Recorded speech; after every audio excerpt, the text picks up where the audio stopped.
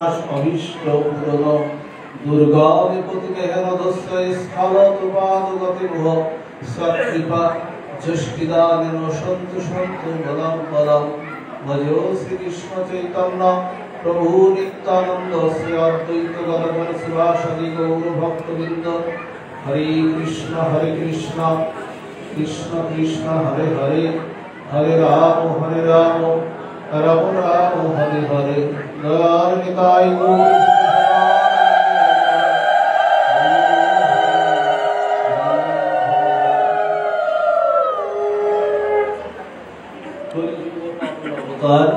प्रेम पुरुषोत्तम स्वयं भगवान परतत्व सीमा रायिका नदी रास विलासेर चरम परिणति कलिजुगेर जीवेर एकमात्र आश्रय गति संकीर्तनेर जनक संकीर्तन योगेश्वर नदिया नवद्वीप चंद्र बिहारी श्री श्री ब्रज नवजीवदंत राधा माधवेर अपर अनुकंपाय दयाल पतित पावन पतित उद्धार अवतार दयाल निताई चाँदेर अपार करुणाय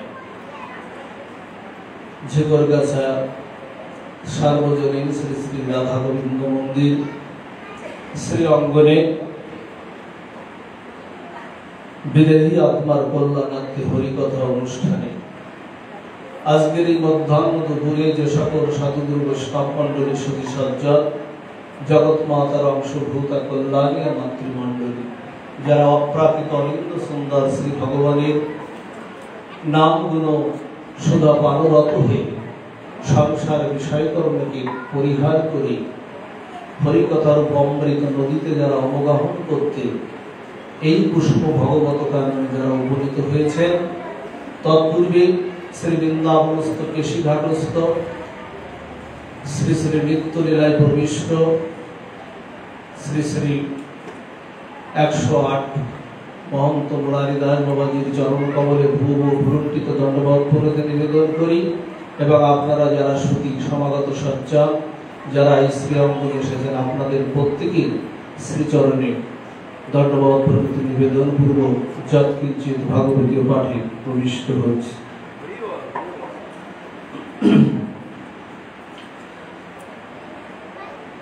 আজকে আমাদের যাদের উদ্দেশ্যে আজকের এই অনুষ্ঠানের আয়োজন আমরা প্রথমেই পাঠের প্রারম্ভে আমরা প্রথমে তাদেরকে একটু স্মরণ করি যাদের স্মরণে আমাকে বলতেই বলা হয়েছে।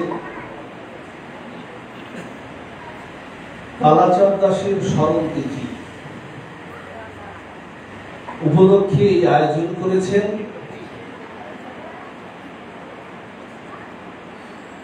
चार भाग्यहीन पुत्र एवं कन्या है। আসলে ভাগ্যহীন কথাটা আমরা এখানে লাগাবো না, কারণ যারা হরি কথার আয়োজন করে যারা ভক্তদের সাধুগুরু বৈষ্ণবদের ডেকে এনে হরি কথা শ্রবণের আয়োজন করে ভক্তদের ভগবানের অধরামৃত সৃষ্ট প্রসাদের যারা আয়োজন করে তারা ভাগ্যহীন নয়। তাদের পূর্ব জন্মের স্বীকৃতি না থাকলে তারা এই আয়োজন করতে পারেন না। তো এক নম্বরে আছেন সুষমা রানী দে, সুজাতা রানী দে, কল্যাণ কুমার দাস, সুচিত্রা রানী দাস এবং সহধর্মিনী যোগমায়া দাস, गोत्र चित्र महिषी, ग्राम रघुनाथपुर, पोस्ट कमलापुर, उपजेला नड़ाइल, जिला नड़ाइल। आज के साधु संघेर एवं সেই কালাচাঁদ দাসের স্মরণ তিথি তার আত্মকল্যাণার্থে আজকের আয়োজন করেছে এনারা। আপনারা তাদের প্রতি সুদৃষ্টি কৃপা দৃষ্টি রাখবেন, তারা যেন জন্ম জন্মান্তর ধরে এহেন সাধু সঙ্গ এহেন হরি কথা শ্রবণ কীর্তনের ভক্তদের প্রসাদের আয়োজন করতে পারে। আমরা সর্বপ্রথমে এই প্রার্থনা জানাই এবং আমরা দুবাহু তুলে তাদের জন্য একটি কল্যাণ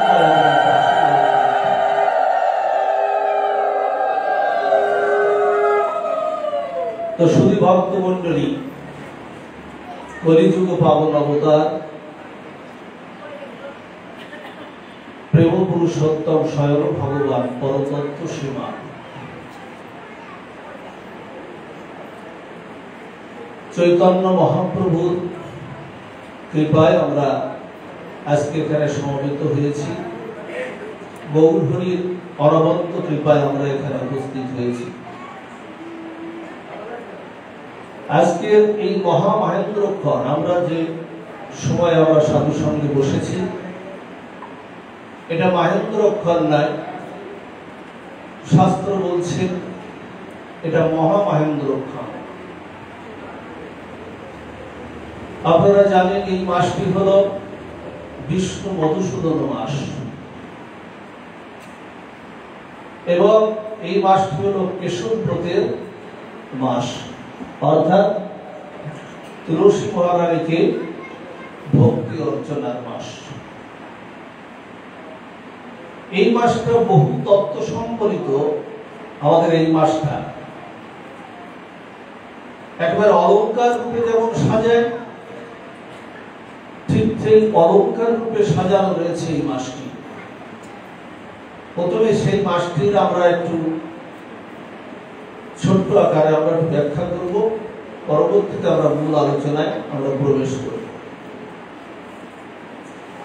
আপনারা জানেন প্রথমেই হলো এই মাসটা হলো তুলসী মহারানীকে ভক্তি অর্চনার মাস। তো তুলসী মহারানীকে আমরা সকল মাসেই ভক্তি অর্চনা করি, কিন্তু এই মাসে তুলসী মহারানীর অপার করুণা লাভ করা যায়। তাকে সেবা পূজা অর্চনা করে অপার করুণা লাভ করা যায়। সেই মাসটি হলো এই মাস। এই মাসে যারা তুলসী মহারানীকে যারা জল সিঞ্চন করে, আপনারা জানেন কেউ কেউ ঝরা, অনেকেই ঝরা দিয়ে জল সিঞ্চন করে সব সময়, কারণ এই মাসটা প্রচন্ড তাপদাহের মাস। শুধু তুলসী মহারানীকে না, প্রত্যেকটা বৃক্ষকে আমাদের জল সিঞ্চন করা উচিত। শাস্ত্র বলছে এই মাসে যারা তুলসী মহারানীকে ভক্তি অর্চনা করেন, বিশেষভাবে কৃষ্ণ ভক্তি প্রদায়িনী এই তুলসী মহারানী, বলছেন যারা প্রতিদিন বা এই মাসে যারা প্রতিদিন যারা তুলসী মহারানীকে সেবা পূজা অর্চনা যারা করে, শাস্ত্র বলছে যারা স্নানের মন্ত্র দ্বারা বা স্নানের মন্ত্র না যদি আমি জানি, সবার যে মন্ত্র মুখস্থ থাকবে তেমন কিন্তু কোনো কথা না। তাহলে কলিযুগে সব মন্ত্রের সার শিরোমণি হলো কোন মন্ত্র? হরে কৃষ্ণ মহামন্ত্র, যা দিয়ে সকল কর্ম করা যায়। যদি আপনার গোবিন্দ বল্লভম এই যে শ্লোকটা যদি আপনার মুখস্থ না থাকে, আপনি কি করবেন? আপনি তখন হরে কৃষ্ণ মহামন্ত্র দ্বারা আপনি স্নান করাবেন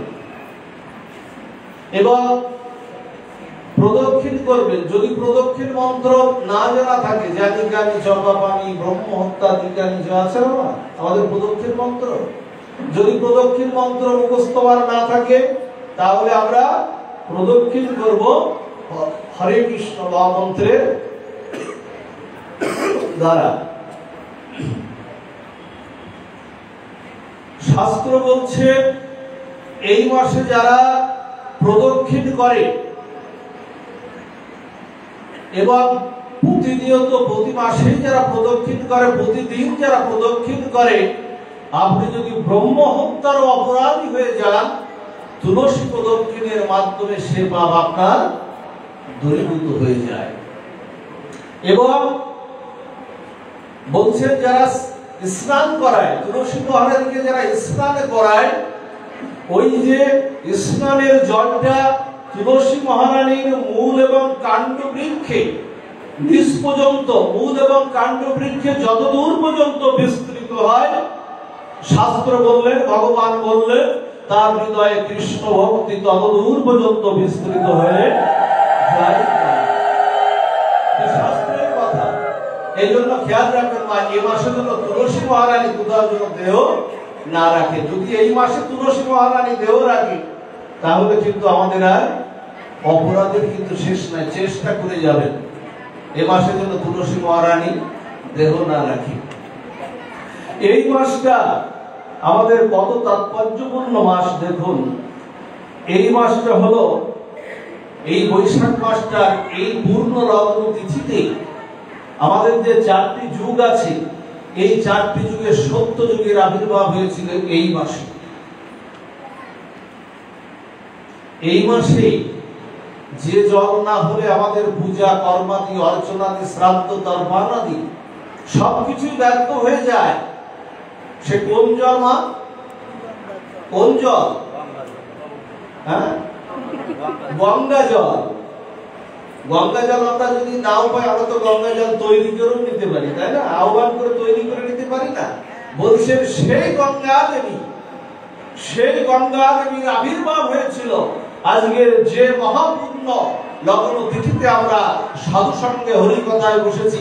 সেই গঙ্গা দেবীর আবির্ভাব হয়েছিল এই মাসে। কতটা তাৎপর্যপূর্ণ মাস!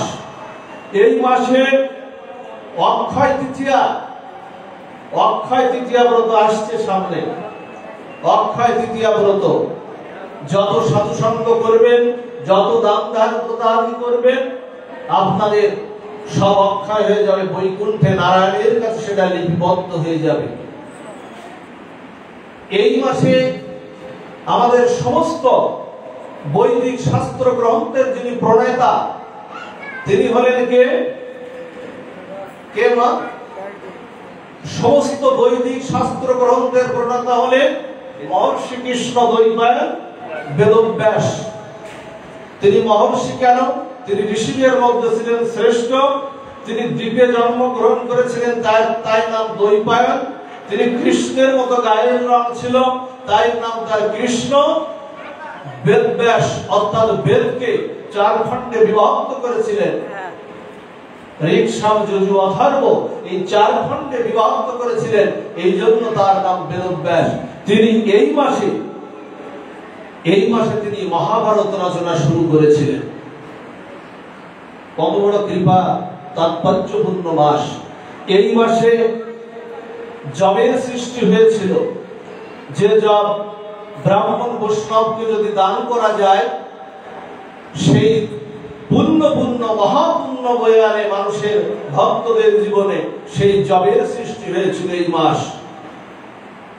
এই জন্য আলোকময় উজ্জ্বল সেই নক্ষত্রের মতো এই মাসটি আমাদেরকে আলো দিচ্ছে।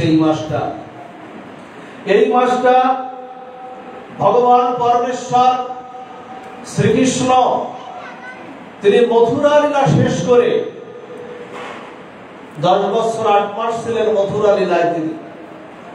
তিনি সেই মথুরা লীলাটা শেষ করে তিনি এই মাসটায়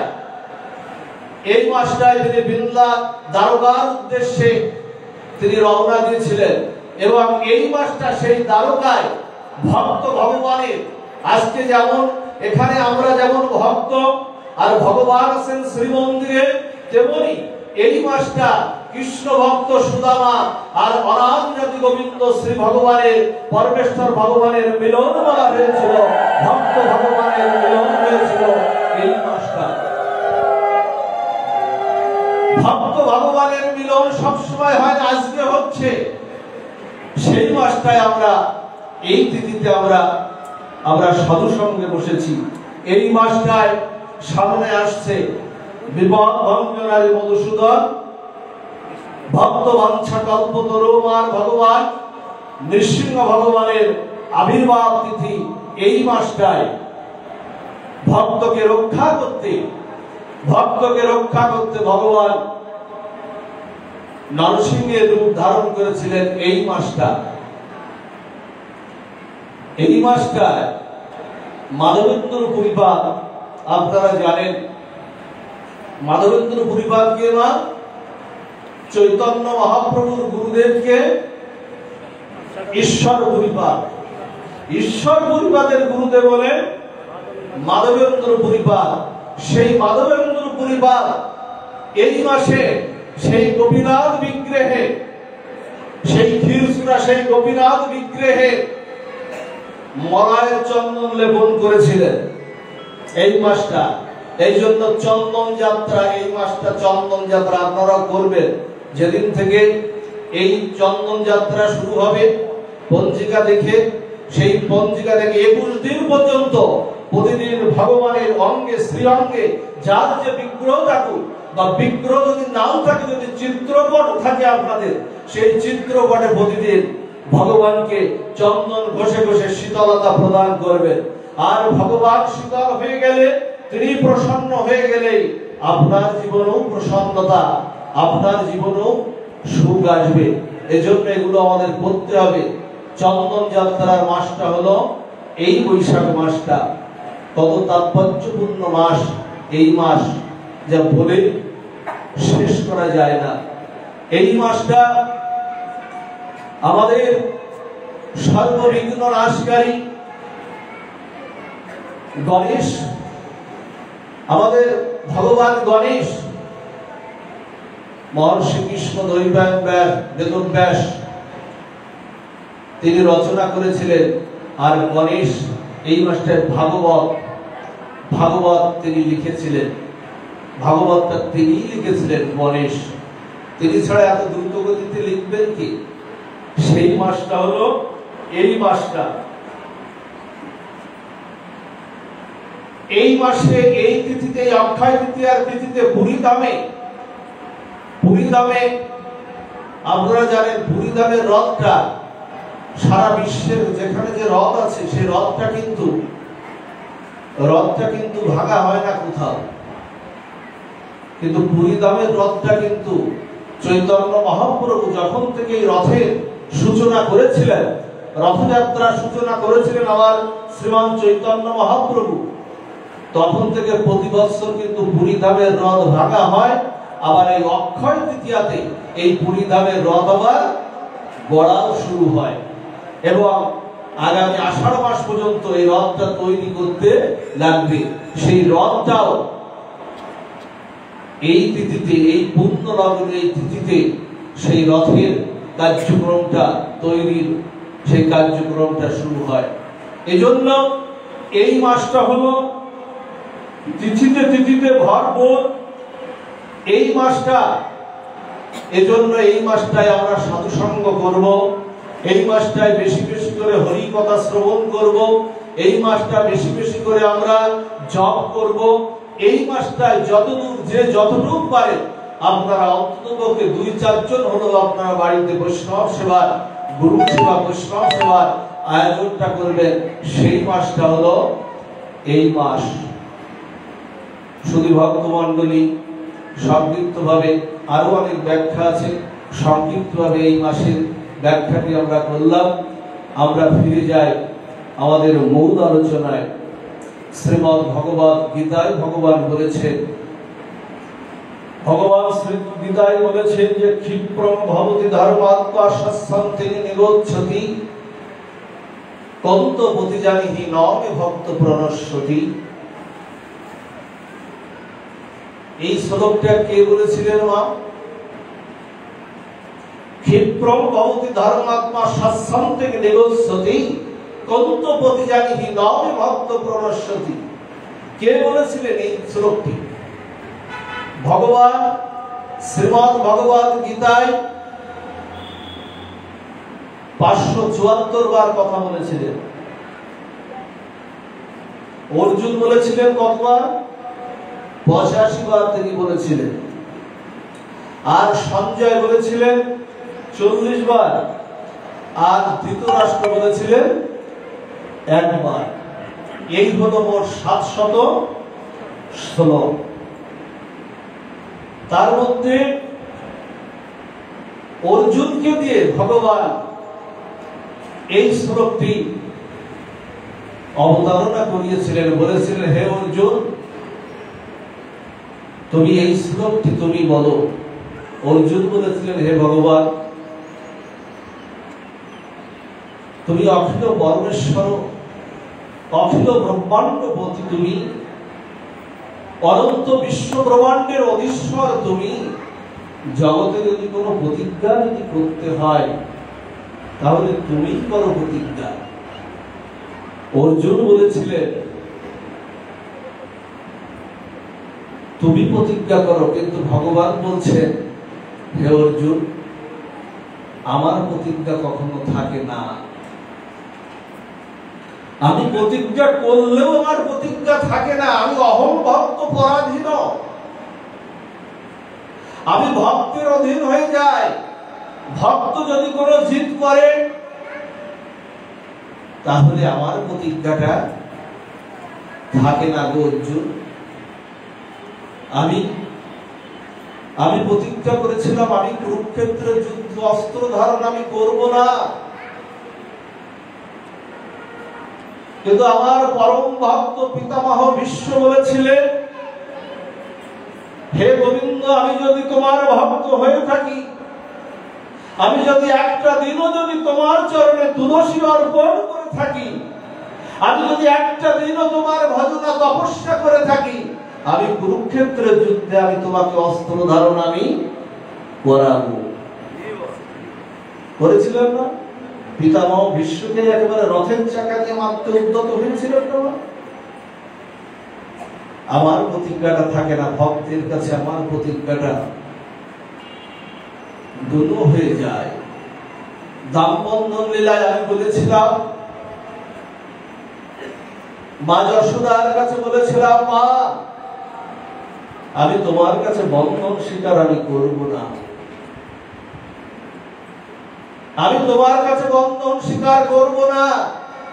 কিন্তু মা যশোদা ভগবানের মা হলো ভক্ত, ভক্ত বলেছিল, মা যশোদা বলেছিল আমি যদি তোমার ভক্ত হয়ে থাকি, তুই যদি আমার সন্তান হয়ে থাকিস গোপাল, তাহলে তোকে আমি বাঁধবই। বাঁধবো বললেন না, বাঁধবই। ভজনে একটু রস্যই কাঠটা লাগিয়ে দেবেন। আপনারা যে যে ভজন করবেন না, যে আজকে একাদশী ব্রত করবই, আজকে 16 মালা জপ করবই, আজকে সাধু সঙ্গে আমি যাবই, আজকে গীতার 2টো শ্লোক আমি পাঠ করবই, এই করবই বলার সাথে সাথে রস্যই কার লাগানোর সাথে সাথে আবার গোবিন্দ বললেন, আমি ভগবান বললেন, গোবিন্দ বললেন, সদা ঋদ্ধ অবরুদ্ধ হত্র ভাগবতে বললেন, বলছেন প্রতিজ্ঞা করার সাথে সাথে আমি ভক্তের হৃদয় পটে আমি আবির্ভূত হয়ে ওই ভক্তের হৃদয়ে আমি আবির্ভূত হয়ে যাই। ওর প্রতিজ্ঞাকে আমি সফল করার জন্য আমি গোবিন্দ ওর কাজটা নিজ হাতে আমি তুলে দেই। এজন্য সে প্রতিজ্ঞাও থাকলো না ভগবানের। তিনি মা যশোদার কাছে যৌমজার ভয়ে ভীত মা, শিব ব্রহ্মান্দ্রী, শিব ব্রহ্মা সমস্ত দেবতাকুল যাকে ধ্যানেও তপস্যাও যাকে পায় না, মহাকাল যৌমজার ভয়ে ভীত, সেই মা যশোদা 2 খণ্ড রজ্জুর দ্বারা আমার ভগবানকে বন্ধন করলেন।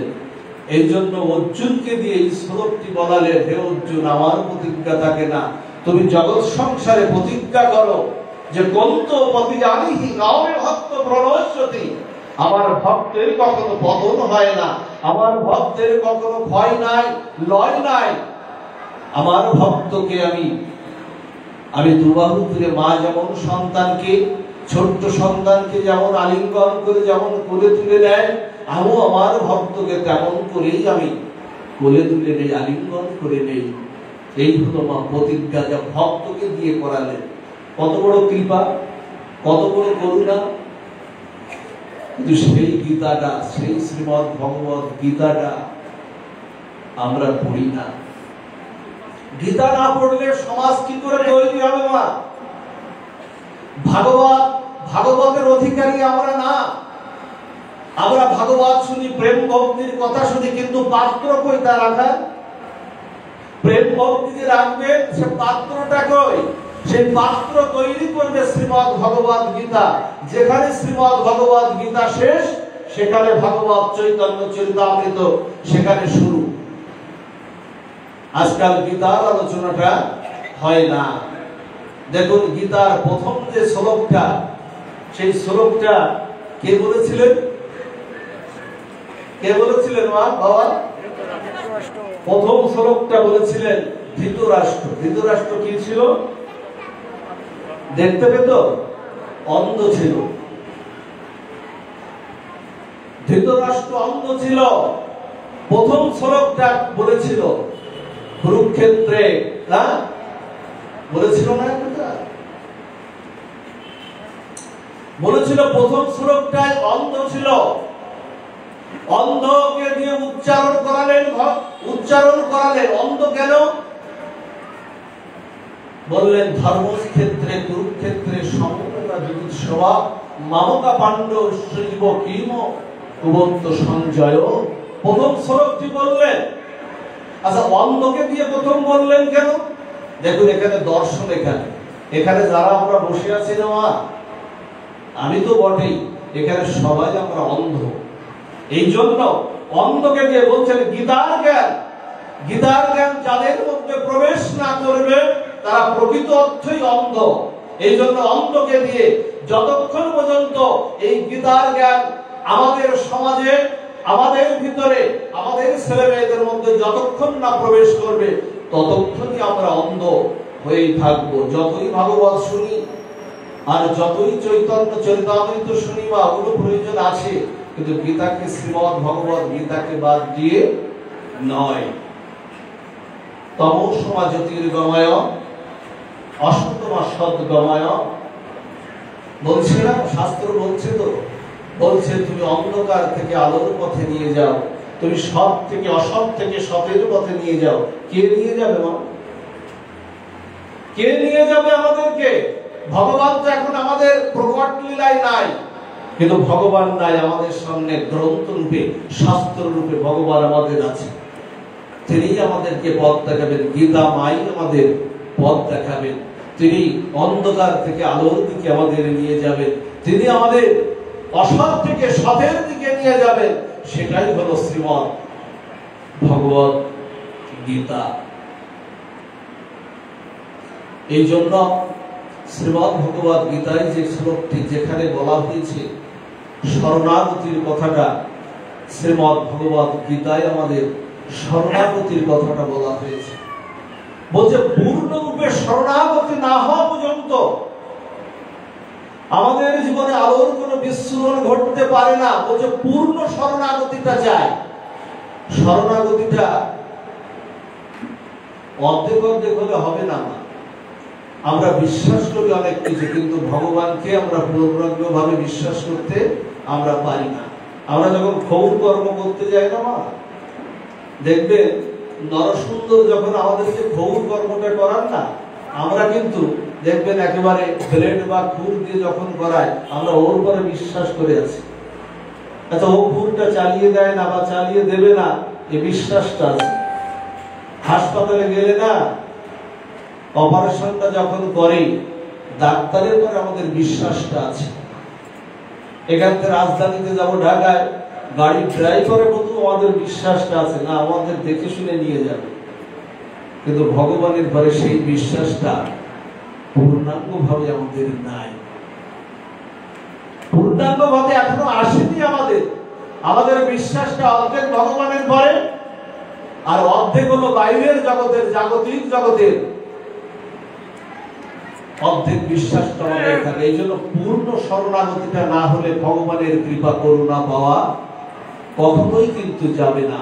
আপনাদের মনে আছে মা, যখন কুরুসভায়, যখন দ্রৌপদীর যখন বস্ত্রহরণ যখন চলছিল কুরুসভায়, লীলাগুলো আপনাদের শুনেছেন আপনারা, তবু ভাগবত লীলাগুলো পুরোপুরি নবায়ন। বলছে একই লীলা বারবার শ্রবণ করতে হয়, এই হলো ভাগবত পুরোপুরি নবায়ন। বলছেন যে কুরুসভায় যখন দ্রৌপদীর যখন বস্ত্রহরণ চলছে, তখন পিতামহ ভীষ্ম, ধৃতরাষ্ট্র, গুরুদেব দ্রোণাচার্য সবার কাছে মিনতি করলেন, আপনাদের পুত্রবধূর বস্ত্র হরণ করে নিচ্ছে দুঃশাসন, দুর্যোধনের নির্দেশে বস্ত্র হরণ করে নিচ্ছে, আপনারা আমাকে রক্ষা করুন। পিতামহ ভীষ্ম তো অজেয়, যার মানে চন্দ্র সূর্য প্রকম্পিত হলো পিতামহ ভীষ্ম, কই তাকে তো রক্ষা করতে পারলো না। দ্রোণাচার্য, গুরুদেব দ্রোণাচার্য কি রক্ষা করতে পারলো না? ধৃতরাষ্ট্র তো পারবেই না, কেউ ওখানে পারলো না। এই জন্য জাগতিক জগতে কেউ আমাকে রক্ষা করতে পারে না, আমাকে রক্ষা করলে ভগবানই পারে। যখন বস্ত্রটা সরে সরে চলে যাচ্ছে, বিরয় দিগম্বর হয়ে যাওয়ার মতো বস্ত্রটা, এক হাত দিয়েও চেষ্টা করলেন দ্রৌপদী, এক হাত দিয়ে চেষ্টা করলেন, মানে পূর্ণ শরণাগতিতে আসেনি দ্রৌপদী, এক হাত দিয়ে চেষ্টা করলেন, তখনও তিনি ঠেকিয়ে রাখতে পারলেন না, তখনও পারলেন না। দ্রৌপদী দর্শন দিয়ে গেল, জগৎ সংসারকে আমাদেরকে বুঝিয়ে দিয়ে গেল, যদি শরণাগতিটা করতে হয় পূর্ণ রূপে করো। দ্রৌপদী যখন দেখলো আমাকে আর রক্ষা করার মতো কেউ নাই, দুবাহু তুলে, হে বিপদ ভঞ্জন হারি মধুসূদন, তুমি ছাড়া রক্ষা করার আর কেউ নাই, তখন শ্রী ভগবান কি করলেন? শ্রী ভগবান বস্ত্রের উত্তরে অনন্ত বস্ত্র হয়ে দ্রৌপদীকে আচ্ছাদিত করে রাখলেন, আর তাকে আর তার অঙ্গের থেকে আর বস্ত্র নেওয়া গেল না। পুরুষ সভাটা, রাজ্য সভাটা বস্ত্রে ঢেকে গেল।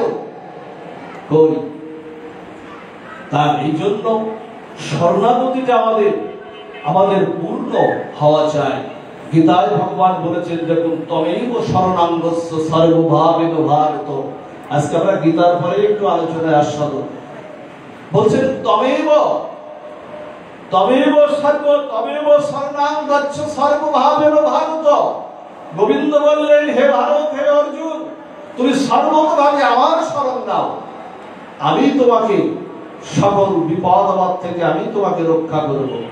গীতায় দেখবেন মৎস্য যোগে বলেছেন, সর্বধর্মান পরিত্যাজ্য মামেকং শরণং ব্রজ অহং তং সর্বপাপেভ্য মোক্ষয়িষ্যামি মা শুচ। বলছেন তুমি সর্বতভাবে আমার শরণ নাও। দুঃখ ভারাক্রান্ত হলে, দুঃখ কাতর হলে যেমন সন্তানকে যেমন মা যেমন তুলে তুলে নেয়, আমার গোবিন্দ বললেন, তুমি সর্বতভাবে যদি আমার শরণ নাও, আমি মায়ের মতো করে তোমার সকল ঋণ সকল দুঃখ মুছে আমি তোমাকে তুলে তুলে দেব। এই হলো ভগবান। এই জন্য যে কথাটা আপনাদের একটু বোঝাতে চাইছি, সেই কথাটা হলো যে শরণাগতিটা চাই। শরণাগতিটা যদি আমাদের না থাকে, সম্বন্ধটা যদি না থাকে, তাহলে আমরা কিন্তু কোনো কালেই সুখ শান্তি পাবো না। দুঃখ যন্ত্রণা সত্তাপ থেকে আমরা কিন্তু রেহাই আমরা কখনোই কিন্তু পাবো না। আর এই পূর্ণ শরণাগতির কথা কে বলছে? কোন গ্রন্থ বলছে? এই পূর্ণ শরণাগতির কথাটা বলছে শ্রীমদ্ ভগবৎ গীতা। অন্য কোন গ্রন্থ কিন্তু বলেননি পূর্ণ শরণাগতির কথাটা। একমাত্র শ্রীমদ্ ভগবৎ গীতাই বলছে পূর্ণ শরণাগতির কথা। গীতা পড়লে না, গীতা যারা আস্বাদন করে, দেখবেন তাদের মৃত্যু ভয় তাদেরকে আর তাপিত করবে না। ব্রিটিশ বিরোধী আন্দোলনে আপনাদের মনে আছে, যারা 200 বছরের এই ব্রিটিশ পরাধীনতা থেকে যারা এই ভারত ভূমিকে যারা মুক্ত করেছিল, আজকের অখণ্ড ভারতকে যারা মুক্ত করেছিল, তারা প্রত্যেকেই শ্রীমদ্ ভগবৎ গীতার আদর্শ অনুপ্রাণিত ছিল। মহাত্মা গান্ধী, নেতাজি সুভাষ চন্দ্র বোস, সূর্য সেন, প্রীতিলতা ওয়াদ্দেদার, ক্ষুদিরাম বসু গীতা না পড়ে তারা কখনো বাইরে বের হতো না গীতার। এজন্য তাদের ভয়ও তাদেরকে তাপিত করতে পারে, মৃত্যু তাদেরকে তাপিত করতে পারেনি। ফাঁসির মঞ্চে গিয়েও তারা মুখে হাসি, আনন্দের হাসি চোখে মুখে, তৃপ্তির এক আলোক ছটা, কারণ তারা গীতা পড়ত। আপনাদের মনে আছে মা, ক্ষুদিরামের যখন ফাঁসির অর্ডারটা হয়ে গেল না মা, 3 দিন পরে যখন ক্ষুদিরামের ফাঁসি, ক্ষুদিরামকে বলল কি, জেলার বলছে, ও ক্ষুদিরাম, তোমার তো 3 দিন পরে ফাঁসি, তা তোমার মুখে কোনো দুঃখের কোনো ছায়া বা শোকের কোনো ছায়া বা কোনো চিন্তার কোনো ছায়া নাই তো? ক্ষুদিরামের চোখে মুখে এক উজ্জ্বল আলোয় উদ্ভাস বেরোচ্ছে ক্ষুদিরামের। জেলার তো বোঝে, বলছে তোমার কি শেষ ইচ্ছা আছে কোনো কিছু? তোমার তো 3 দিন পরে ফাঁসি, তুমি তো মরবে। ক্ষুদিরাম জেলারকে একখানা গীতা দেখিয়ে বলেছিল, শ্রীমদ্ ভগবত গীতা দেখিয়ে বলেছিল, গীতায় আমাদের শিখিয়েছে আমরা মরি না, সনাতন কখনো মরে না, সৎ কখনো মরে না। গীতার সাংখ্যযোগে বলেছেন, নৈনাম সিন্ধন্তে শস্ত্রাণি নৈনাম দহতি পাবক না চৈনাম কেলেদাম তব ন সুষয়িত মারুত। বলছেন গীতায় বলেছে আমরা মরি না, আত্মা কখনো মরে না। এই ক্ষয় হয় না, লয় হয় না, রৌদ্রে শুকানো যায় না, আগুনে পোড়ানো যায় না, অস্ত্রে সেবন করা যায় না, ভেজানো যায় না। বলছে এ আবার কেমন কথা, তোমার তো 3 দিন পরেই ফাঁসি। জেলার আর কি বুঝবে গীতার মহিমা? ব্রিটিশ জেলারও কি বুঝবে? তখন বলছে তোমার কি শেষ ইচ্ছা কিছু আছে? তো বলছে আমার একটা ইচ্ছা আছে, তা তোমরা ব্রিটিশটা পূরণ করতে পারবে। সর্বনাশ, ব্রিটিশের পতাকা সারা পৃথিবী জুড়ে, আর ক্ষুদিরাম বলছে তোমরা সেটা পূরণ করতে পারবে না। বলছে বলো তো তোমার কি ইচ্ছা? গীতারা বললেন সঞ্জীবনী সুধা লাভ করা যায় মা। বলছে বলো তো তোমার কি ইচ্ছা? তা বলছে আমাকে 3 দিন পরে যখন তোমরা ফাঁসিটা দেবে, তখন জল্লাদ যখন মুখে কালো কাপড়টা দিয়ে আমাকে মুখটা ঢেকে দেবে, ওই ফাঁসির যে রশিটা, ওটা জল্লাদ আমাকে পরাবে না, ওই ফাঁসির রশিটা আমি নিজেই আমি আমার গলায় আমি ভরে দেব। পারবে এই দাবিটা পূরণ করতে? পারবে তোমরা? পারবে? তা বলছে তোমার এইরকম ইচ্ছা কেন? তোমার এইরকম ইচ্ছা কেন? বলছে জানো, আমার না মায়ের 7টা সন্তানের পরে না আমি অষ্টমবারের সন্তান, 8ম গর্ভের সন্তান। তা পরপর হয়ে মারা যায় তো, পরপর 7টা সন্তান মারা গেছে হয়ে। তখন আমার মা না 1 সের খুদের বিনিময়ে আমার মাসির কাছে বিক্রি করে দিয়েছিল। তাই মাসি আমার 1 সের খুদের বিনিময়ে বিক্রি করত, তাই মাসি আমার নামটা রেখেছিল ক্ষুদিরাম। তাই মাসির সংসারে না আমার খুব অভাব ছিল, আমার 3 বেলা খাওয়াটা জুটত না মাসির সংসারে। কোনোদিন 1 বেলা, কোনোদিন না খেয়ে এইরকম যুদ্ধ। 3 বেলা খাবার কখনো জুটতো না, বড় জোর 1 বেলা। আমাকে মাসি না এইরকম 3-4টে মালা দিত, মাসি 3-4টে এরকম মালা বিক্রি করতে হতো আমাকে। 3-4টে মালা আমি হাতে নিয়ে না মালা বিক্রি করতাম।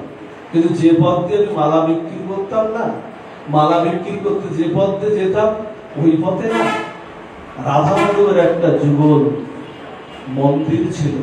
সেখানে যুগল রাধা মাধবের অপূর্ব এক শ্রীমূর্তি বিগ্রহ ছিল।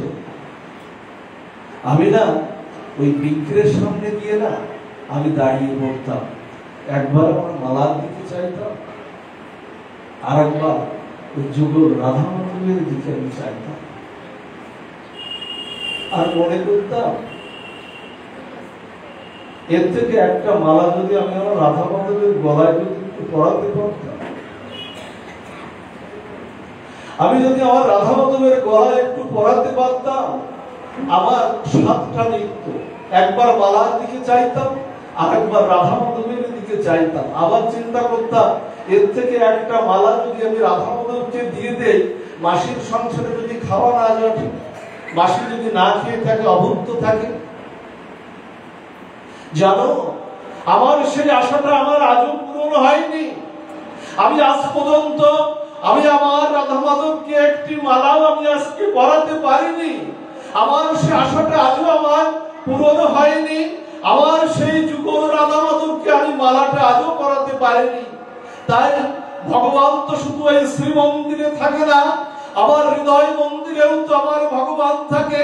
তাই যেদিন আমার ফাঁসি হবে সেদিনই ওই ফাঁসির রশিটাকে আমি মালা মনে করে আমি রাধা মাধবের চরণে নিবেদন করে প্রসাদী করে আমি আমার গলায় পরে নেব। এই হলো সেদিনের ক্ষুদিরাম। অবাক এই গীতায় তাদেরকে অনুপ্রাণিত করেছিল। গলায় পরে নিল ক্ষুদিরাম, একবার বিদায় দেওয়ার ঘুরে আসি। এই জন্য মা মৃত্যু ভয় থাকবে না যদি গীতার আশ্রয় আমরা করতে পারি। এই জন্য আপনাদের প্রকৃত কথা যেটা বলবো, সম্বন্ধ তৈরি করুন ভগবানের সাথে। সম্বন্ধ করিয়া ভজে কৃষ্ণ তারে নাহি ত্যাজে, আর সব মনে অকারণে। এই জন্য সম্বন্ধ করলে না ভগবান তাকে কখনো হারা হন না। আমরা দেখেছি, এই যে আপনারা জানেন, যখন প্রবল স্রোত হয় না, যখন বন্যা হয়, খেয়াল করুন, খুব দার্শনিক কথা, যখন বন্যা হয়, বন্যার প্রবল স্রোত ধারায় দেখবেন ছোট ছোট ঘর বাড়িগুলো, সমস্ত কাঠ গুলো সব কিন্তু ভাসিয়ে নিয়ে চলে যায় না? সমস্ত বন্যার প্রবল স্রোত ধারায় সবকিছুকে ভাসিয়ে নিয়ে চলে গেল। আচ্ছা, ওখানে আমরা এও দেখেছি মাছগুলো উল্টো দিকে যায় কেন?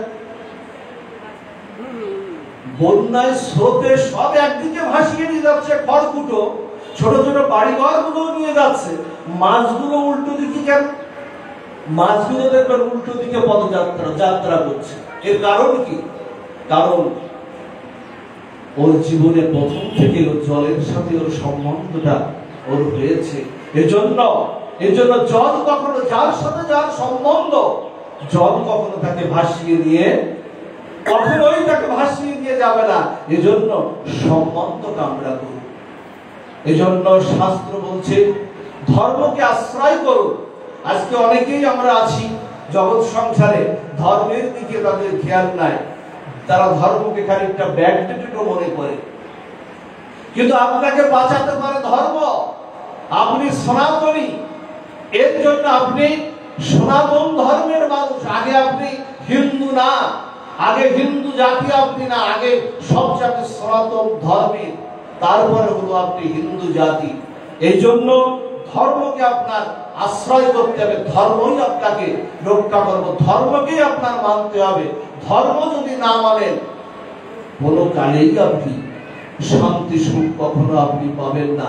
দেখুন শ্রীমদ্ ভগবত গীতায় কি বলছে যে শাস্ত্র বিধি নিঃসৃজ্য বর্ততে কর্ম কারত নশ সিদ্ধির বাপনতি নষ্কম ন পরাঙ্গতি।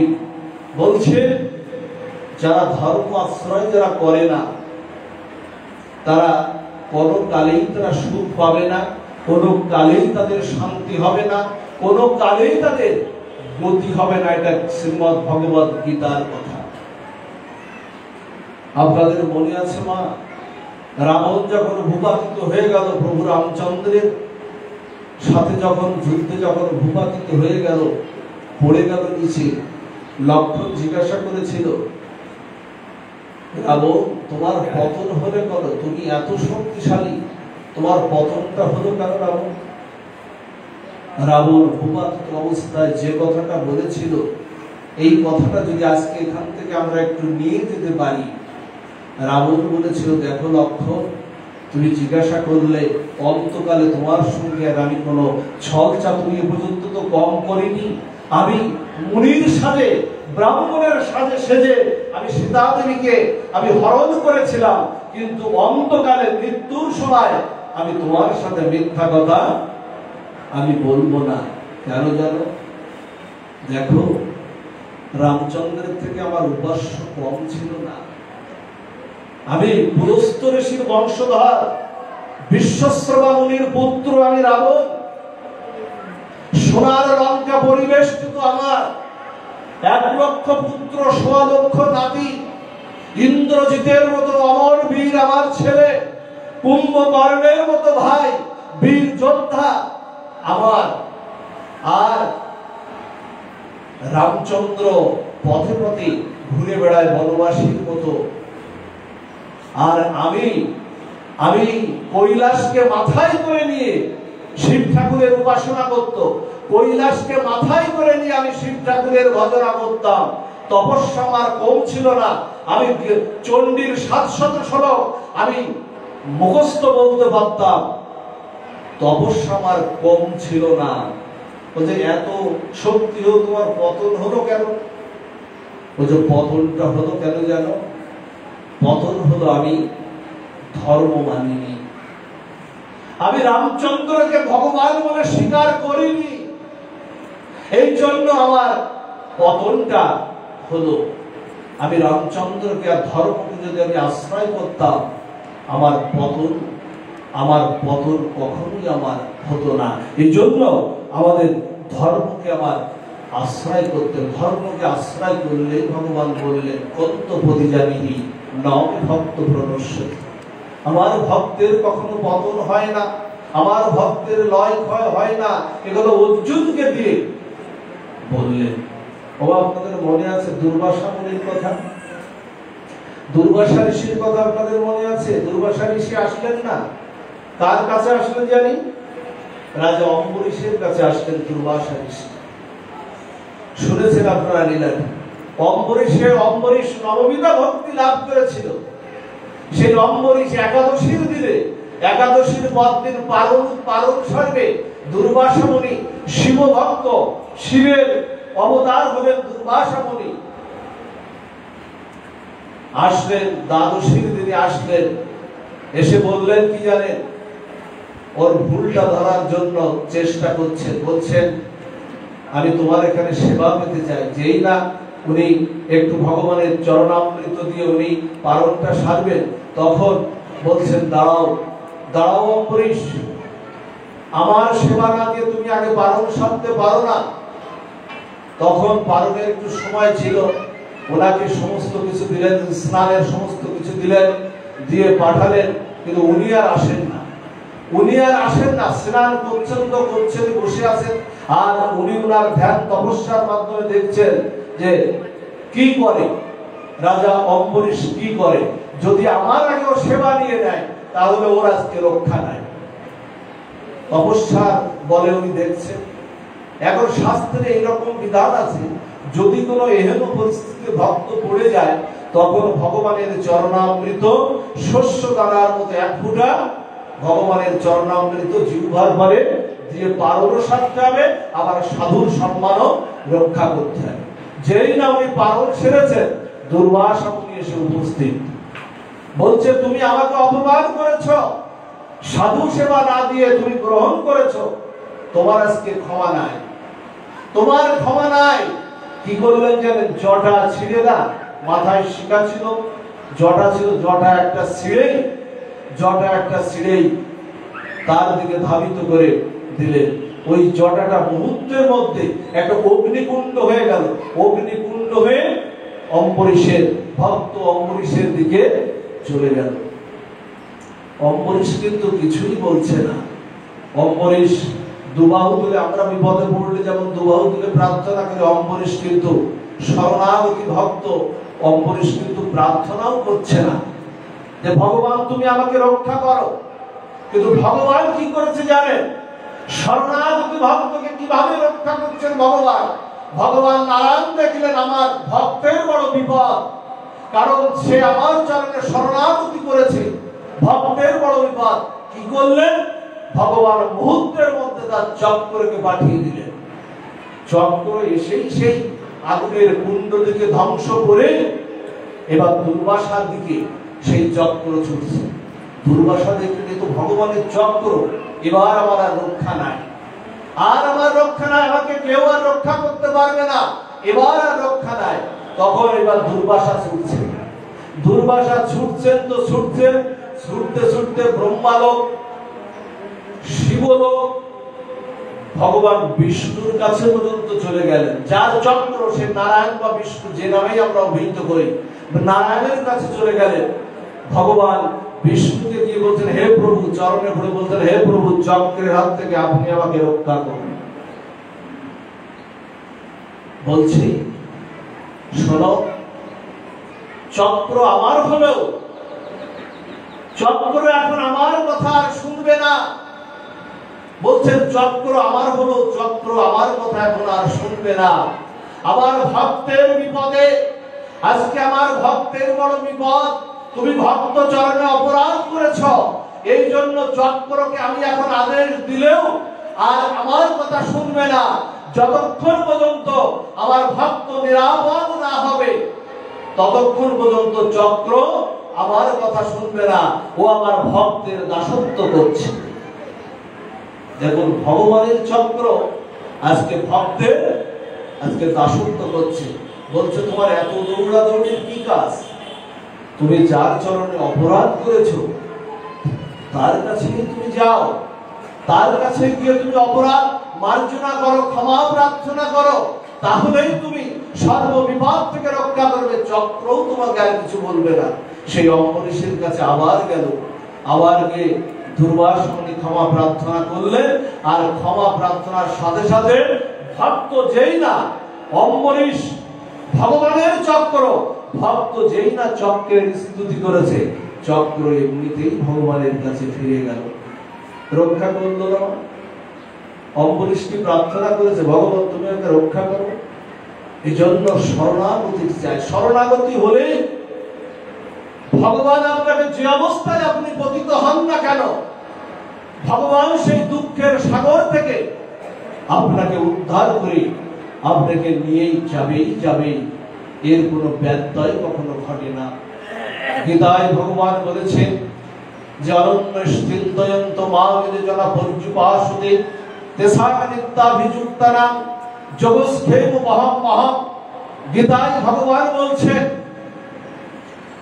অনন্য চিত্তে আমার যে ভজনা করে তার যোগ এবং ক্ষেম আমি দুটো বহন করি।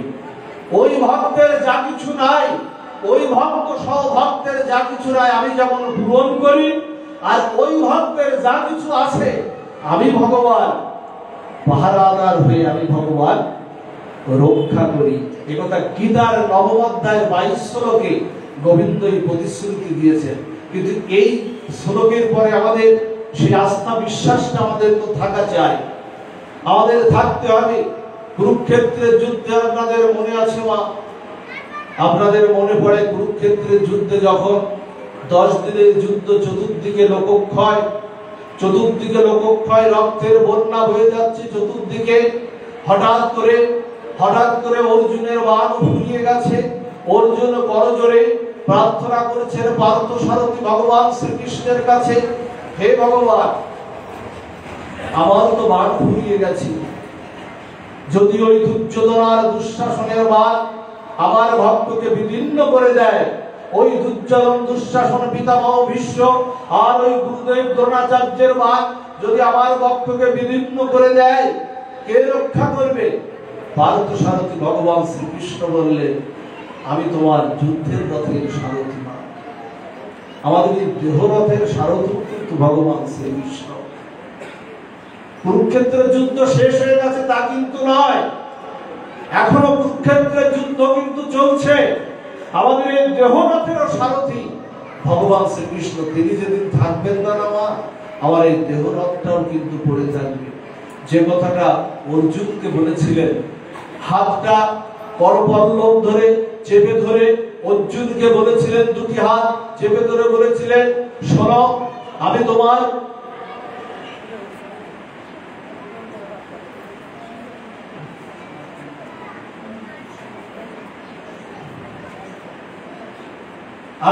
শুধু যুদ্ধের রথের সারথি নয়, শোনো, ওই বিশ্ব পিতামহ বিশ্ব দ্রোণাচার্য আর ওই দুঃশাসনের বাণ যদি তোমার ভক্তকে বিদীর্ণ করতে চায়, তাহলে সেদিন আর আমি যুদ্ধের রথের সারথি থাকবো না, তোমার জীবন রথের সারথি হয়ে আমি সেদিন তোমার কাছে হব।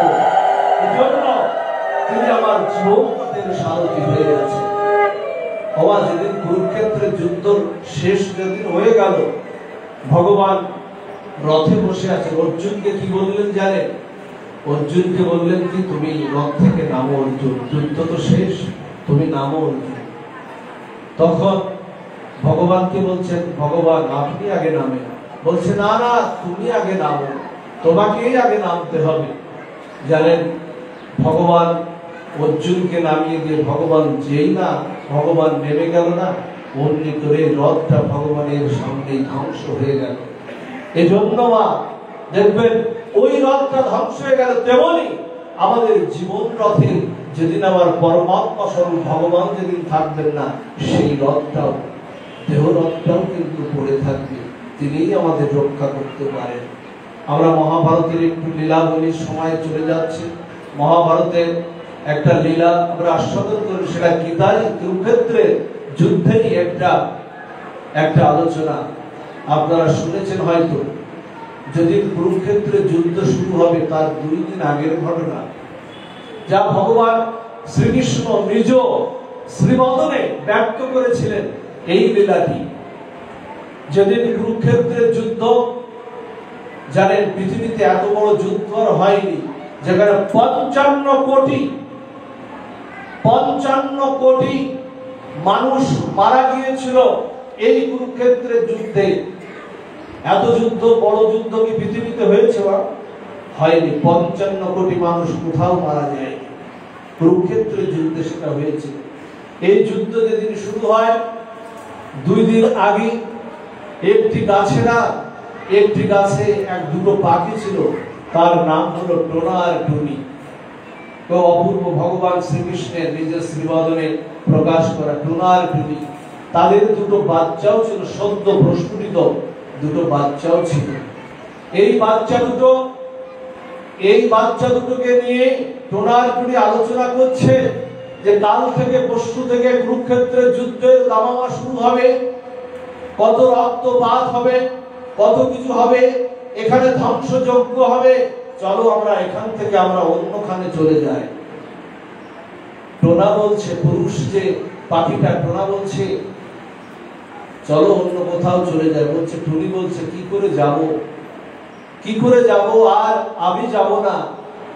যাকে ব্রহ্মা শিব ইন্দ্র যাকে ধ্যানও পায় না, যাকে তপস্যা করে যায়, 1000 বছর ধরে তুলসী দিলেও যাকে পাওয়া যায় না, সেই গোবিন্দের রাঙা চরণ এই কুরুক্ষেত্রের যুদ্ধে ময়দানে এখানে পড়বে, আমি সেই রাঙা চরণ দর্শন না করে এখান থেকে যাব না।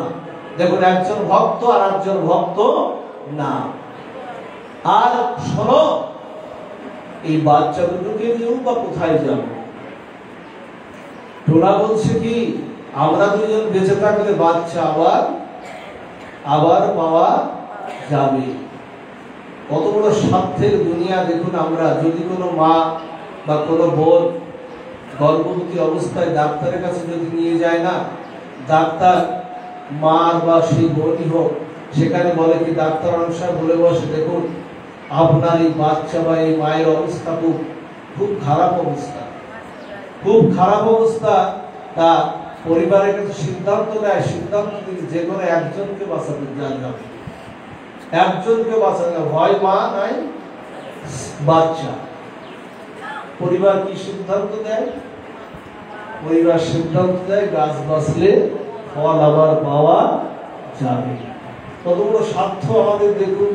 যাকে আহ্বান করে আনলাম, 10 মাস 10 দিন যাকে গর্ভে আশ্রয় দিলাম, নিজের স্বার্থও তাকে বলি দিয়ে দিলাম।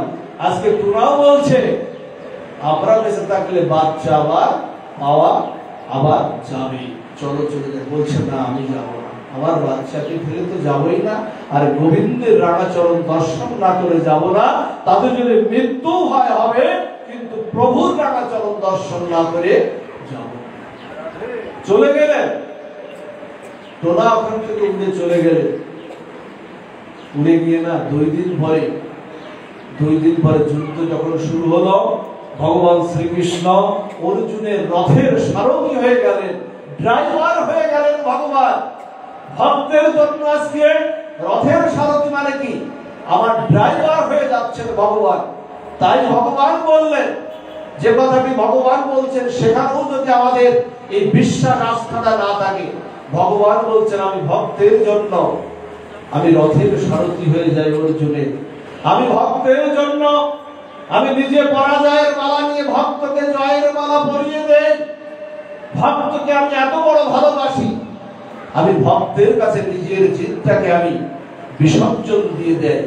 সেখানে আসলেন ভগবান শ্রীকৃষ্ণ, বললেন উভয় সৈন্য দলের মধ্যে আমার রথ স্থাপন করো, রথ স্থাপন করো। বললেন না ভগবান শ্রীকৃষ্ণ?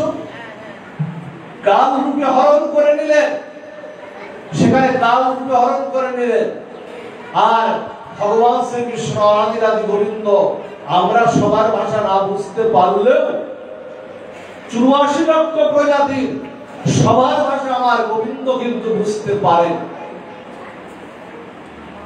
টুনির সেই অন্তরের আত্মি পৌঁছে গেল, গোবিন্দের চরণে পৌঁছে গেল। গোবিন্দ প্রথমে অর্জুনকে বললেন, হে অর্জুন, ওই বিপক্ষ সৈন্য দলের ওই যে হাতি, ওই যে অশ্ব, ওই যে হাতি, ওই যে হাতিটার গলায় একটা বড় ঘন্টা আছে, তোমার অর্জুন তোমার বাম দিয়ে আগে ওই ঘন্টাটা ভূপাতিত করো। অর্জুন কিছুই বুঝতে পারলেন না, শুধু ভগবানের নির্দেশ পালন করলেন, ভূপাতিত করলেন। ভূপাতিত করার সাথে সাথে কি হলো? ঘন্টাটা, বিরাট এক ঘন্টা পড়ে গেল মাটিতে। এর রহস্য আর কেউ বুঝলেন না। ওই টুনি আর টোনা ওই মাটিতে, যারা ভগবানের চরণাশ্রয় করেছিল, ওই মাটিতে ওই ঘন্টার ভিতরে থেকে গেল, ঘন্টার ভিতরে থেকে গেল। যুদ্ধ হলো কয়েকদিনের? কুরুক্ষেত্রের যুদ্ধ কয়েকদিনের? 18 দিনে। 18 সংখ্যাটা আমার জীবনের খুব গুরুত্বপূর্ণ। কুরুক্ষেত্রের দেখবেন যুদ্ধ 18 দিন, গীতা 18 অধ্যায়, মহাভারতে 18,000 শ্লোক, আমাদের পুরাণ উপপুরাণ 18 কান, সব জায়গায় আমাদের 18 সংখ্যা দেখবেন। 18 থেকে এই যে মালা জপ যারা আপনারা করেন, দেখবেন 1 আর 8 মাঝখানে পরম ব্রহ্মকে দিয়ে 18 দিয়ে ঘেরে না, শূন্য সংখ্যাটাকে 18 দিয়ে ঘেরে না। সব আমাদের এই দেহটা 18 মোকামের দেহ। এই জন্য গোবিন্দ চরণে আপনাকে যেতে হলে এই 18 সংখ্যাটা উত্তীর্ণ হয়ে আপনাকে গোবিন্দ চরণে যেতে হবে। 18 দিনের যুদ্ধ শেষ হলো। অর্জুন জিজ্ঞাসা করলেন, হে ভগবান, তুমি প্রথমে কেন বলেছিলেন ওই ঘন্টাটাকে ভূপাতিত করার জন্য? ভীম, অর্জুন, পঞ্চ পাণ্ডবকে নিয়ে ভগবান কৃষ্ণচন্দ্র গেলেন, বললেন তোরই বার এই ঘন্টাটা তুললেন। ওর মধ্যে দেখলেন টোনা আর টুনি। কে খাওয়ালো 18 দিন ওদেরকে? ভগবান কৃষ্ণচন্দ্রই তাদেরকে সমস্ত কিছু ভরণ পোষণ করলেন। তুলে দেখলেন টুনি আর দুটো বাচ্চা। টুনি তার স্বভাব সুলভ ভঙ্গিতে আমরা যেমন প্রণাম করি, ও স্বভাব সুলভ ভঙ্গিতে ভগবানের চরণে প্রণাম হলো। ওর ভাষা দিয়ে বলল, হে ভগবান, আপনার কৃপায় আজকে এত বড় যুদ্ধ থেকে আমি বেঁচে আছি। কৃপা করে আপনি আমার এই পক্ষী জনমকে সার্থক করে আপনি কৃপা করে আমাকে উদ্ধার করুন। ভগবান শুধু হাত তুলে বললেন, তথাস্তু। মুহূর্তের মধ্যে ওই টুনিটা পক্ষী রূপ পরিবর্তন করে অনাবাদ্য এক অপূর্ব কিশোরী রূপ করে ভগবান কৃষ্ণচন্দ্রের সামনে উপস্থিত হলেন। দেখুন, পক্ষী জনম শুধু শরণাগতির জন্য আজকে পক্ষী জনম পরিবর্তন হয়ে আজকে বৈকুণ্ঠ থেকে রথ চলে আসলো। বৈকুণ্ঠ থেকে রথ চলে আসলো। রথ এসে বলল যে তুমি রথের আহরণ করো। ভগবানের চরণে প্রণত হয়ে বললেন, হে ভগবান, আমি তো রথে চলে যাব, কিন্তু আমার বাচ্চা দুটোর কি হবে? ভগবান কৃষ্ণচন্দ্র বললেন, আমার ভক্ত গুলিকে আমি কখনো বিনষ্ট হতে দেই না। আমার যারা ভক্ত তাদেরকে আমি কখনো বিনষ্ট হতে আমি দেই না। তুমি চলে যাও বৈকুণ্ঠে। ওরা ওদের পৃথিবীতে ভোগ বাসনার পরে, ওদের যে কর্মফল পরিগ্রহ করার পরে, ওরাও তোমার কাছে একদিন বৈকুণ্ঠে ওরা একদিন চলে যাবেই যাবে। গেলও তাই না, গেলও তাই। এই জন্য ভক্তকুলকে ভগবান রক্ষা তিনি করেনই করেন। এই যে সামনে নৃসিংহ ভগবানের আবির্ভাবতি নেওয়া, বিপদ ভঞ্জনারী মধুসূদন ভক্তের জন্য নৃসিংহ রূপ ধরলেন। আমি আর বড় লীলায় যাচ্ছি না। ভক্তের জন্য অর্ধেক সিংহ এক অপূর্ব শ্রীমূর্তি ধরলেন, প্রহ্লাদকে বললেন, প্রহ্লাদ প্রণতি নিবেদন করছে, বলছে প্রহ্লাদ তোমার মতো ভক্ত জগৎ সংসারে কৃষ্ণ ভক্তকে উদ্ধার করতে, শরণাগতি ভক্তকে উদ্ধার করতে আমি শুধু নৃসিংহ ভগবান না, আমি আরো অনেক রূপ ধরে আমি উদ্ধার করতে পারি। প্রহ্লাদকে বললেন তুমি কিছু বর চেয়ে নাও, তুমি কিছু বর চেয়ে নাও। প্রহ্লাদ বললেন না প্রভু, আমি কিছু বর চাই না। কি চাইবো আর তোমার চরণ তলে? তুমি যার বলো সে কি চাইবে আর ভূমণ্ডলে? ভগবান যার সে আর কি চাইবে? বলছেন তুমি তো ব্যথা মানে দাও তো, আমি চাই না। তখন বললেন প্রহ্লাদ কি বললেন জানে? প্রহ্লাদ বললেন প্রভু বর যদি দিতে হয় এই বরই দাও। আমার পিতার যেটা অর্থাৎ হিরণ্যাক্ষ আর হিরণ্যকশিপু তোমার চরণে যে অন্যায় করেছে, তোমার বিদ্বেষ করে যে অন্যায় করেছে, তাকে তুমি ক্ষমা করে দাও। ভগবান চলে যাচ্ছে, নৃসিংহ ভগবান বৈকুণ্ঠের পথে চলে যাচ্ছেন, পিছন ফিরে প্রহ্লাদ বলছে ভগবান তুমি তো কিছু বলে গেলে না ভগবান, আমি তোমার কাছে সামান্য কিছু বললাম, তুমি দিতে চেয়েছো অনেক, অনন্ত বিশ্ব ব্রহ্মাণ্ডের ঐশ্বর্য তুমি দিতে চেয়েছো, কিন্তু আমি তোমাকে পিতা জাটাকে একটু উদ্ধার করতে বললাম। ভগবান নৃসিংহদেব পেছন ফিরে প্রহ্লাদকে বললেন প্রহ্লাদ এ বর আর আমার হাতে নাই, এবার আমার হাতে নাই। তা বলছে কেন? সামান্য একটা বর ভক্তকে তুমি উদ্ধার করতে পারবে না? আমার কথা রাখতে বলছে এবার আমার হাতে নাই। তোমার মতো কৃষ্ণ ভক্ত, তোমার মতো কৃষ্ণ ভক্ত যেদিন এ সংসারে গতাগতি হয়েছে, এ সংসারে আবির্ভূত হয়েছে, তার 21 কুলকে উদ্ধার আমি এমনিতেই করে আমার চরণে নিয়েছি, আর উদ্ধার করার কিছু নাই। এই জন্য ভক্ত হলে ভক্তকে উদ্ধার করবে। এই জন্য মা বলি কি মা, সবাই একটু অন্ততপক্ষে ছেলে মেয়েদের জাগতিক পড়াশোনা আছে এগুলো করবেন, কিন্তু গীতাটা হাতে তুলে দিন। জন্মদিনের খেলনা বিস্তার অন্য কোনো উপহার সামগ্রী দেন, কিন্তু সেই সাথে 100 টাকা দামে একটা গীতা হাতে তুলে দিন। আর সব শেষে বলে যেটা পাঠ বিশ্রাম আমরা করবো, বিদেহী আপনার বললাম দেখুন ভগবানের নাম আশ্রয় করলেও কি হয় এটা বলেই আমাদের পাঠ বিশ্রাম। আপনাদের মনে আছে মা শিবাসঙ্গিনায় চৈতন্য মহাপ্রভু যখন মহাপ্রকাশে যখন সবাইকে কৃপা করছেন, সবাইকে কৃপা করছেন, তখন হরিদাস আসলো। বাবা হরিদাসকে 22 বাজারে বেত্রাঘাত করা হয়েছিল না? আপনারা তো জানেন না, সবাই তো শুনেছেন, বারবার শোনা কথা। হরিদাসকে যখন প্রচন্ড রকমে মারছে, যখন বাইক পেয়াদারা মারছে, মারতে মারতে ওরাও ক্লান্ত হয়ে যাচ্ছে, আর বলছে তুই হরিনাম ছাড়। হরিদাস কি বলেছিল? খণ্ড খণ্ড হয়ে যায় যদি দেহ এই মন প্রাণ, তবুও বদনে না ছাড়িব মধুর হরিনাম। হরিদাস নাম ছাড়লেন না, শেষে ভাসিয়েও দিলেন হরিদাসকে।